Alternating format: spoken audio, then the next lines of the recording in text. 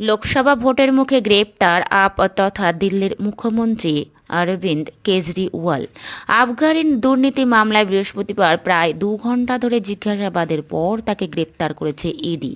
বিরুদ্ধে সরব হয়েছেন তৃণমূল সহ বাকি বিরোধী দলগুলি।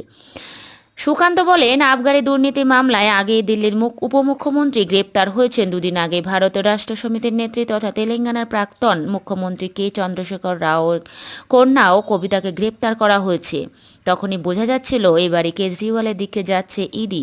যেসব মুখ্যমন্ত্রীদের নাম দুর্নীতিতে জড়িয়েছে তারা সাবধান থাকুন। এই দুর্ঘটনা প্রমাণ করে দিল যে কর্মরত মুখ্যমন্ত্রীরাও দুর্নীতিতে গ্রেপ্তার হতে পারেন।